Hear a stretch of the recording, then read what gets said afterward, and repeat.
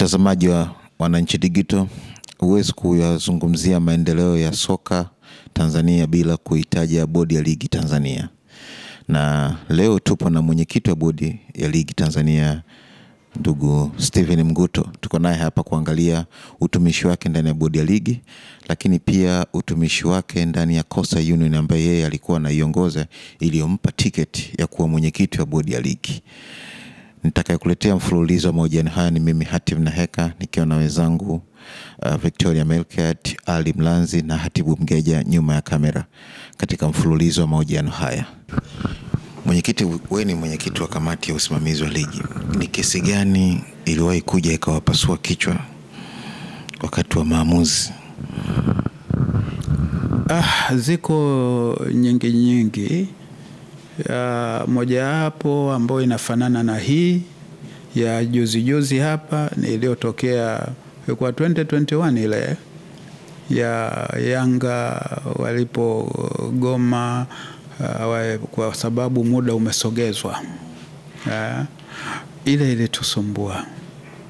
Na ilitusumbua sana, afadhali kidogo hata ya hii, kwa sababu ile ilikuwa iwe karibu sana kupelekea mtu kupewa point 3 kama tusinge act fast, kwa sababu napogomea mtu na ni time hizo za mpira na halafu ikaenda mpaka marefa wamekuweko na wakafanya taratibu zote wakanani hii wakamaliza mchezo, hiyo huna jinsi. Sisi kama bodi tusingekuwa na jinsi yoyote ya kugeuza hilo. Tungekubali tu sheria ichukue mkondo wake. Lakini bahati nzuri tumeona mapema, tukasema hapa suluhisho ni kuahirisha huu mchezo.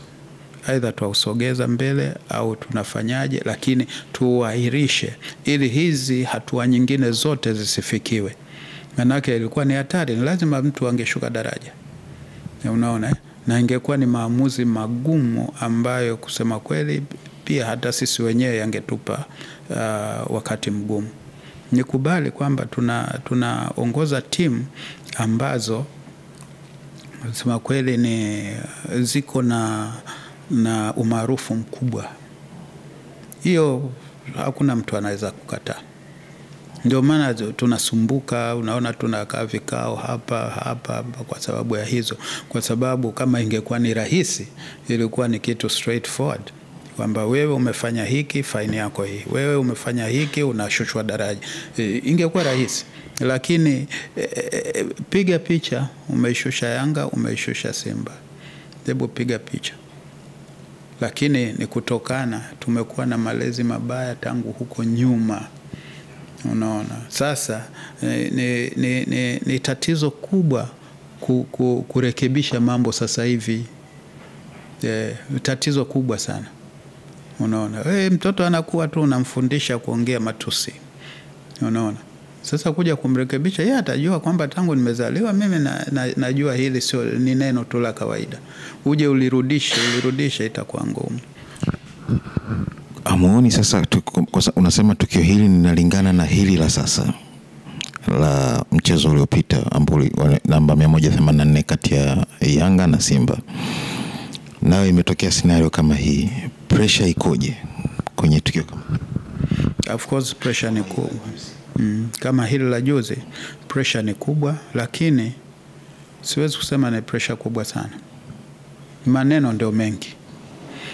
Kwa sababu scenario ya hii of course inatofautiana na ile. Unaona lakini ni kwamba tuko katika position ya kufanya maamuzi kama tulioyafanya. Kwa ajili hiyo hatuoni kama ni shida sana, lakini jinsi gani tunauelimisha umma ndio shida yetu kubwa, kwa sababu tunapaswa tuwaelimishe kwamba wewe unaposema kwamba Simba kagomea, tunataka tukuelimishe Simba kama aligomea au hakugomea. Pia tunataka tukuelimishe Yanga na haki ya kudai point 3 au hakudai. Sasa haya ndio mambo ambayo huwezi ukakurupuka ukaja ukasema hiki kwa ina utaratibu wake. Alafu kama alivyokuambia ni timu kubwa ambazo kusema kweli hata serikali yenyewe inaziangalia kwa umakini mkubwa, kwa sababu serikali nia na madhumuni yake ni kuhakikisha nchi inakuwa na amani.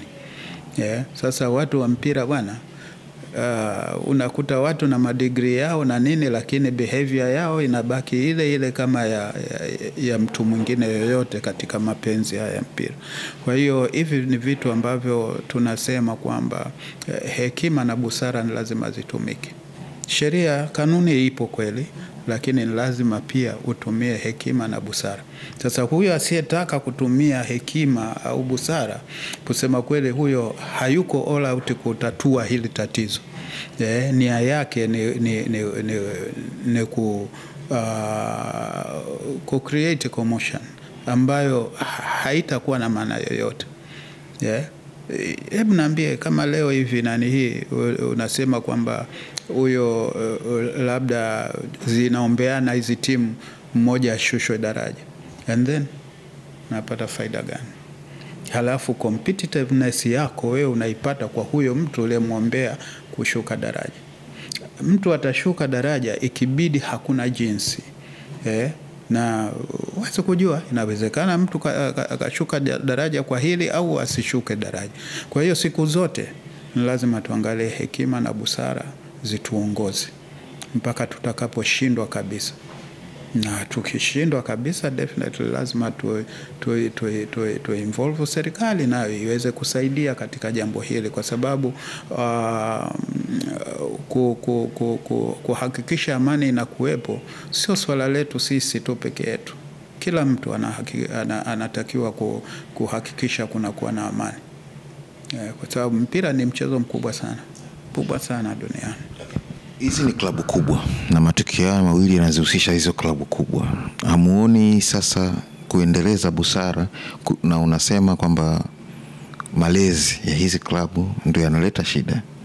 Hamuoni kwamba kutokufuata kanuni ndio kutafanya kuendelea kuleta hizi scenario nyingi kwenye mpira kuliko kuamua kufuata kanuni? Mimi ni kusihi ndugu mtangazaji, ili jambo kama sio mahali pake. Kwa sababu hili jambo bado linajadiliwa, na tuliandika barua ile tukasema kwamba tunalifanyia uchunguzi, na baada ya uchunguzi ndipo tutatoa sasa kwamba maamuzi ni haya. Sasa yale maamuzi kama hayakukufurahisha, unayo nafasi ya kutuuliza kwa nini mmefanya maamuzi hayo. Lakini kwa sasa hivi ambapo kwamba kwanza tunapokea mawazo kutoka kwa kila mtu, jinsi gani la kuliendea na kufanya maamuzi yaliyo sahihi. Sasa tutakapotoa hii maamuzi kwamba huu ndio msimamo wa bodi, hapo tumekosea, tumepatia, tutawakaribisha wananchi waongee wanavyoweza. Lakini sisi tutakapotoa msimamo wetu, maamuzi yetu tutayatoa na sababu kabisa kwa nini tumefanya hivyo. Sisi ndio waendeshaji wa mpira. Itakuwa kichekesho kwamba mimi ndio mwendeshaji wa mpira halafu mimi nisiwe na uwezo wa kuahirisha mechi, kwa sababu ninazoziona kabisa hizi zinastahili mimi kusimamisha hii mechi. Kwa bado hawajajibiwa? Yanga tumewajibu. Yanga tumewajibu na barua iko. Ilikuwa kwa public, hatuna kitu chochote tulichoficha. Kama watakuwa na swala jingine, tutawakaribisha waandike tena, lakini bado hatujatoa final ya hili swala. Kwa hiyo na imani kabisa tutatoa, na binafsi tunaona kwamba inaweza ikawa ni fair kwa kila mtu. Inasemekana wao wameamua kwenda kasi kutafuta haki yao. Ni sahihi kwa procedure hiyo, au wewe unaona ina position gani kwa mpira wa Tanzania? Kasi kuizungumza tu, kasi ni rahisi, lakini kasi ina taratibu zake. Lakini kwa sababu wenzetu walishawahi kwenda kasi kwa swala la Morrison, sina shaka wanajua hizo taratibu na watazipitia hizo taratibu na nini. Kwa hiyo kama wanaenda kasi, huwezi kumkataza mtu. Kubwa sisi ni kuja kujibu kama tutaitwa na kasi, kwenda kujibu. Na tunayo na wakati huo kama wakati tumeshafanya maamuzi yetu, tutapeleka maamuzi yetu kwamba hii ilikuwa ni hivi. Lakini kama wanaenda kazi sasa hivi ambapo hatujasema kwamba hii imeamuliwa vipi, itakuwa ni kitu kichekesho. Lakini labda wanaweza kuwa, kwa sababu hii timu tajiri, wanaweza kwenda kasi kiasi cha kwenda tu wagonge kasi hodi, tunauliza kuna jambo 1 2 3 utaratibu wake ni nini. Anaweza kuwa mtu kaenda kwa hii, halafu akaja akangoja kwamba anatungojea sisi tufanye maamuzi, ndio halafu arudi tena kasi. Sijui, lakini sitaki kuamini kwamba wanahangaika hivyo kwa kitu ambacho kinaweza kikamalizwa hapa. Naamini kabisa hili jambo linaweza likamalizwa hapa. Labda upande mmoja uwe kichwa ngumu, lakini naamini kabisa hili linaweza kutolewa maamuzi kabisa na likaenda vizuri. Dunia imetoka maeneo mengi siku hizi hawataki viwanja vya mechi kufanyiwa mazoezi. Is it? Na sisi bado kanuni zetu zina encourage clubs kutumia viwanja vya mazoezi, viwanja vya mechi kwenye mazoezi. Kwa scenario kama ya juzi iliyotokea uwanja wa Mkapa, kwa timu ambazo uwanja zinaujua, hamuoni haja sasa ya kuondoa hivi vitu ili kuleta unyofu? Kwanza scenario ile kama iliyotokea sidhani kama utaweza kuiona tena. Kwanza tutaboresha kanuni zetu, tutaziweka ziwe wazi zaidi, lakini kuanzia next season kutakuwa na kanuni kwamba kila timu iwe na uwanja wa mazoezi. Huna uwanja wa mazoezi, basi wewe usahau kucheza ligi. Kwa hiyo hivi vitu vipo, tutafanya kazi.